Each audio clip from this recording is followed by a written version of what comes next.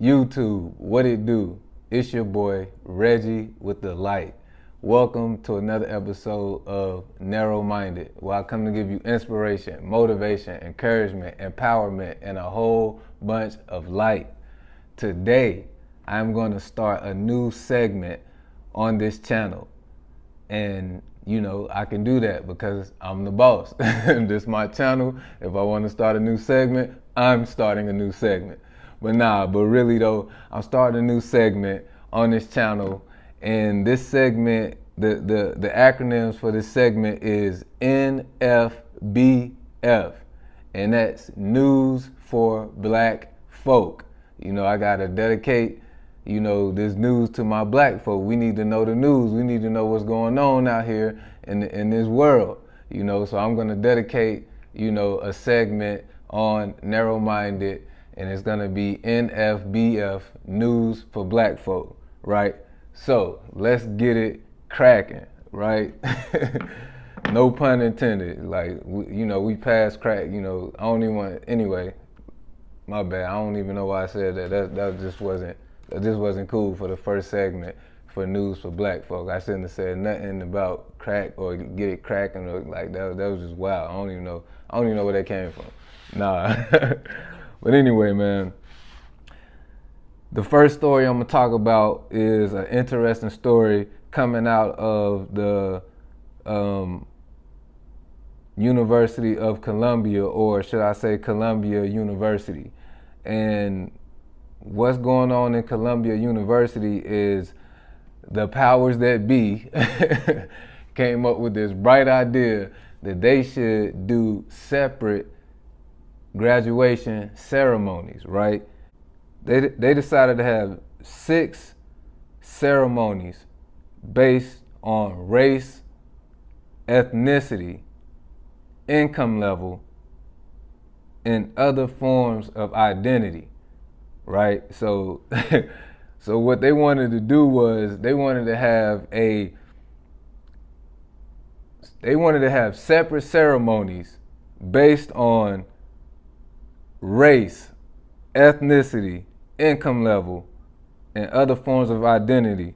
And the other forms of identity was Native, Asian, Latino, Black, and the LGBTQ community, right? So they they wanted to give separate graduation ceremonies based on these, based on these different groups, right? And of course, everybody was angry, everybody was mad, everybody pulled the red flag. And again, this is Columbia University, so y'all go ahead and look it up. It's Columbia University. And what they said was they were gonna have a regular graduation ceremony with with everyone included, but they felt like doing something special. I don't know who came up with this idea that if, a certain group of individuals wanted to have a separate ceremony based on the groups that I just gave y'all, race, ethnicity, income level, forms of identity, all of that, they will be able to do that. They will be able to have their own little separate graduation ceremony. But I don't know who came up with that bright idea. Of course, only in America. It's people always say, it's they try to come up with excuses like America is not as racist as it used to be. It's still racist. It's just in different forms. It's just different form of racism. And right here, this is different forms of racism and all other type of isms. You know what I'm saying? But that's Columbia University. You know what I'm saying? I don't even really need to, pretty much say any more about that. That's self-explanatory. But in other news, college is popping right now. Colleges is popping. But this news right here, my black people, is some good news, right? The undergraduates at Brown University vote for the university to offer reparations, right? They want reparations in multiple forms, including preferential admissions for descendants of enslaved people, direct payments to descendants, and targeted investments in the black community. You know, and this school, this is Brown University, located in Providence, Rhode Island. You know, and the students overwhelmingly voted that the institution should offer reparations to descendants of slaves who are affiliated with the school and its founders, right? So they want the students overwhelmingly, you know, voted that the school should offer reparations to descendants of slaves who are affiliated with the school. And you know, that's what's up. That's what's up. That's like,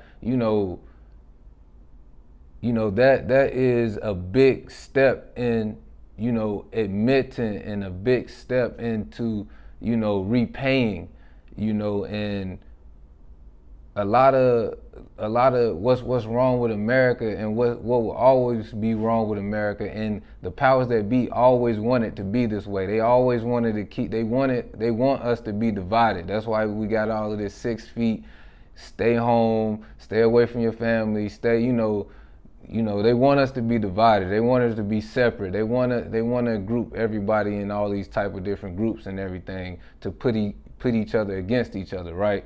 So that's the whole plan from the powers that be, while they sit back, relax, and just get fat off the land and off the resources that they control, and have all of us, the little minions, fighting over little pieces and scraps of, you know what I'm saying? It is what it is. That's a whole nother video, you know what I'm saying, a whole nother topic. But, the big issue in America that is always going to be an issue is, if black people, if we don't get our reparations, if we don't get an apology, if they never make right for what they've done, if they never make right for our contributions to this country, we have the biggest contributions to this country, and we have not received any return on our investments and return on our ancestors' investments.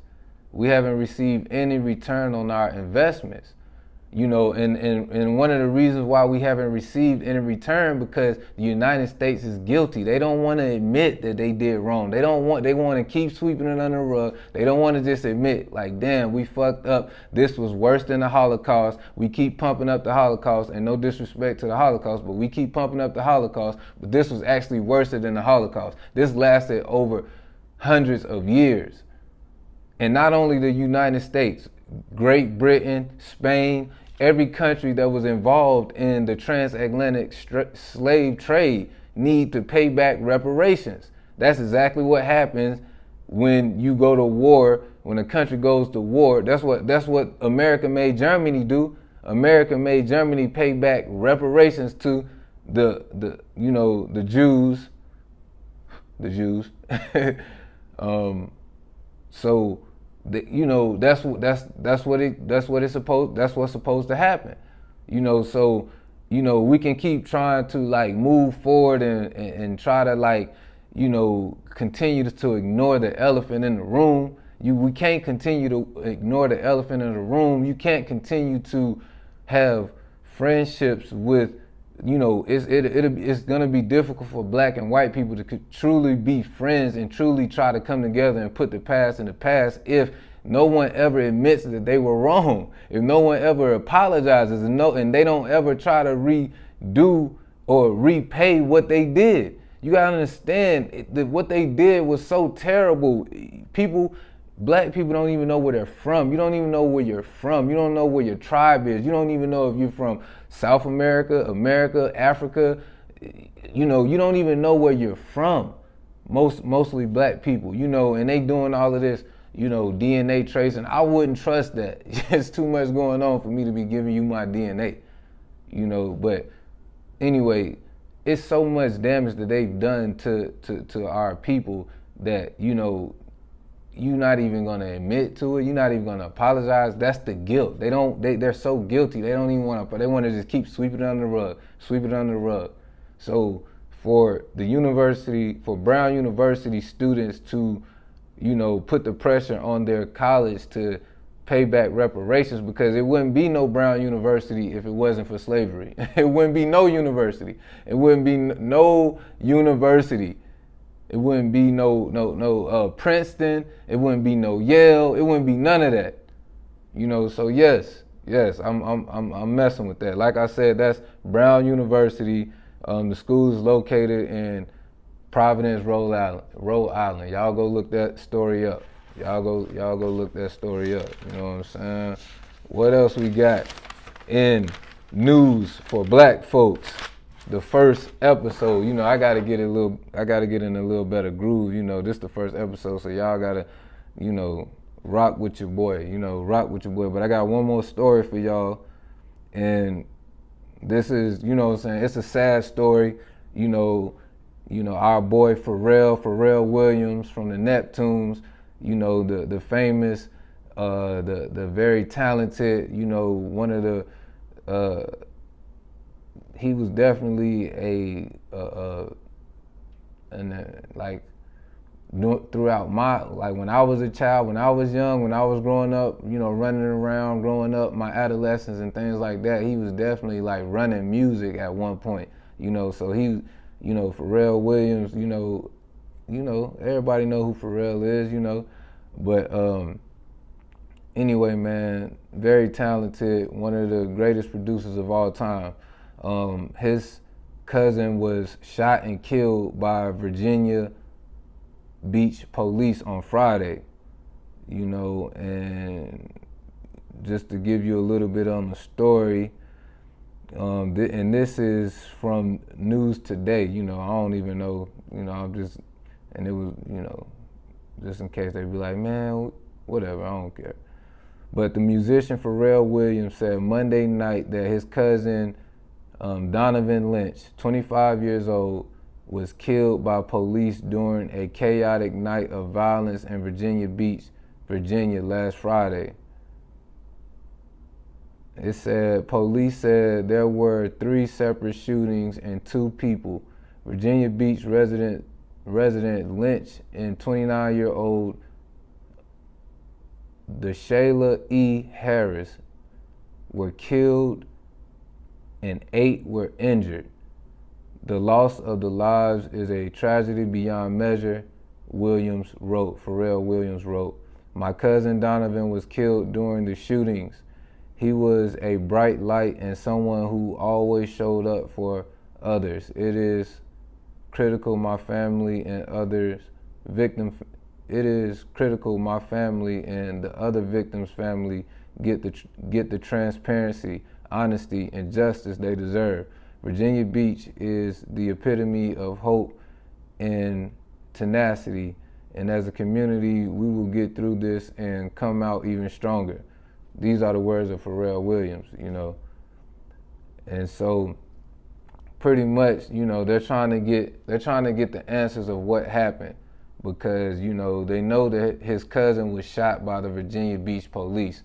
And pretty much Pharrell Williams is saying his cousin was a peaceful person, with a whole bunch of light and just like to help people. So, you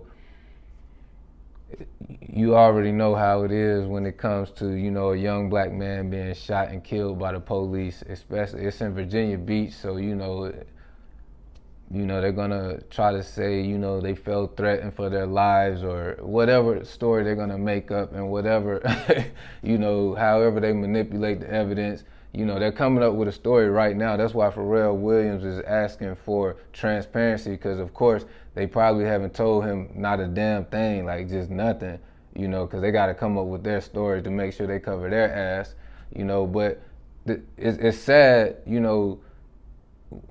know, like, this is Pharrell Williams, so of course, people gonna know about this story, but this happens every single day in America.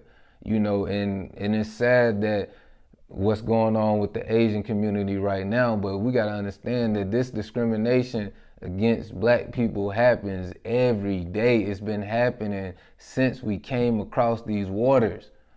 So, we really need to continue to focus on our struggle and to continue to focus on our fight. We really need to come together. We really need to band together, and really get focused on improving our situation, because it's all we got is us. All we got is us at the end of the day. Nobody is going to come and save us. We have to save ourselves, But anyway, that was the first segment. Hold on, let me make sure I don't even say it wrong, because, I might say it wrong. That was the first segment of N.F.B.F, News for Black Folk. All right? So, thank you for watching another episode of Narrowminded. It's your boy Reggie with the light, where I come to give you inspiration, motivation, encouragement, empowerment, and a whole bunch of light. I'm out.